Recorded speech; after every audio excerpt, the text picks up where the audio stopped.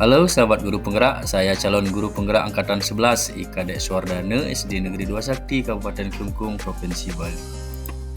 Pada video kali ini saya akan memaparkan demonstrasi kontekstual penerapan segitiga restitusi modul 1.4 budaya positif. Segitiga restitusi merupakan suatu proses dialog yang dijalankan guru atau orang tua agar dapat menghasilkan murid yang mandiri dan bertanggung jawab. Ada beberapa tahapan dalam segitiga restitusi. Yang pertama, menstabilkan identitas. Kemudian yang kedua, validasi tindakan yang salah. Dan yang terakhir, menanyakan keyakinan.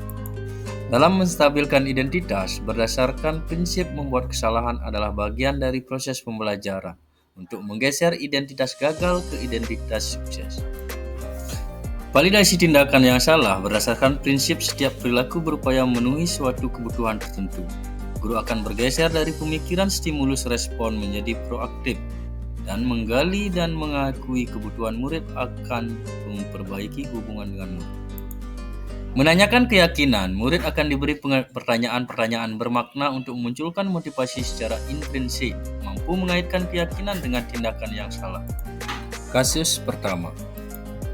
Adipa, murid kelas 6 SD Negeri 2 Sakti. Saat anak kelas 6 menjadi petugas upacara bendera, Adipa tidak memakai seragam lengkap yaitu topi dan dasi. Berikut skenario penyelesaian masalah menggunakan segitiga restitusi.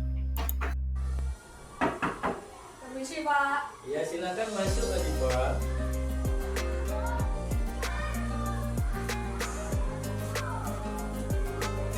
Selamat pagi Adipa.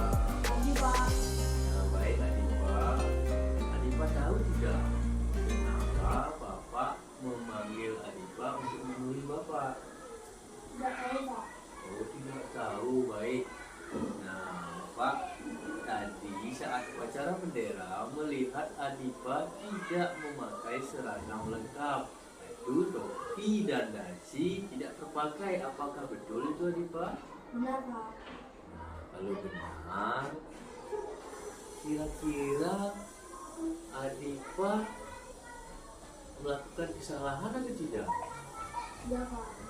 Iya, tepat sekali. Adipa berarti melakukan kesalahan. Nah, Adipa, semua orang pasti pernah melakukan kesalahan. Termasuk Bapak juga pernah melakukan kesalahan. Jadi kesalahan tersebut kita sudah gunakan sebagai pembelajaran. Nah, sekarang kira-kira kenapa Adipa tidak memakai topi dan dasi? Saya bangunnya kesiangan, Pak. Terus saya terburu-buru ke sekolah. Oh, kesiangan. Pasti karena kamu kesiangan jadi terburu-buru sekolahnya. Jadi lupa bawa topi dan dasinya. Iya, Pak. Nah, dari tindakan Adipa, keyakinan apa kira-kira tidak terpenuhi dari Adipa? Disiplin berpakaian, Pak. Disiplin, ya tentunya, karena itu bagian dari kedisiplinan. Itu kedisiplinan dalam berpakaian. Nah, untuk tindakan apa yang Adipa lakukan supaya lengkap nanti dalam berpakaian?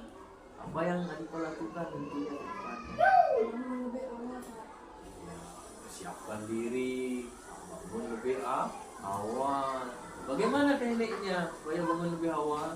Membuat jam alarm, Pak. Ya, jam alarm, tentunya jam alarm sebagai pengingat Adipa nantinya. Nah, untuk kedepannya Adipa ingin menjadi anak yang bagaimana? Disiplin, Pak. Disiplin, Rajin. rajin. Apa lagi? Kira-kira tepat waktu ya.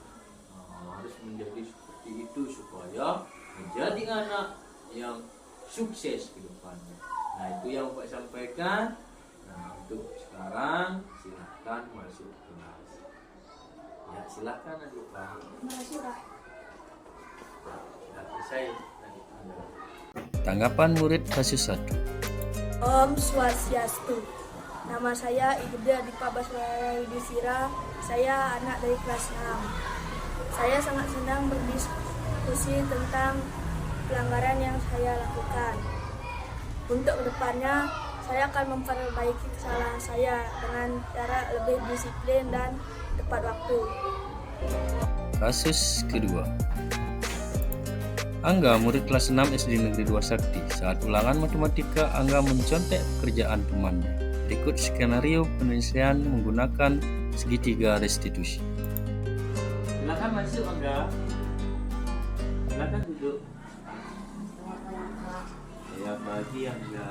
Bagaimana, sehat? Ya. Angga, tahu nggak? Angga, kenapa Bapak menyuruh Angga untuk menemui Bapak di kantor? Oh, tidak tahu. Angga, baik Angga. Tadi saat ulangan Bapak melihat Angga mencontek pekerjaan teman, betul tidak? Iya, Pak. Kalau boleh tahu, kenapa kira-kira Angga mencontek? Oh iya, baik. Baik Angga, setiap orang pasti pernah melakukan kesalahan, termasuk Bapak. Bapak juga pernah waktu seumuran Angga melakukan kesalahan. Nah, tetapi kesalahan tersebut kita jadikan pembelajaran. Kira-kira kenapa Angga mencontek pekerjaan teman Angga? Iya, tidak tahu jawabannya. Nah, karena tidak tahu jawabannya, Angga mencontek akhirnya. Apakah benar itu? Salah, ya baik. Nah, untuk mendapatkan nilai yang bagus, kira-kira hal apa selain mencontek yang bisa Angga lakukan? Ya, belajar. Tentunya harus belajar baik sebelum ujian ataupun tugas-tugas yang diberikan.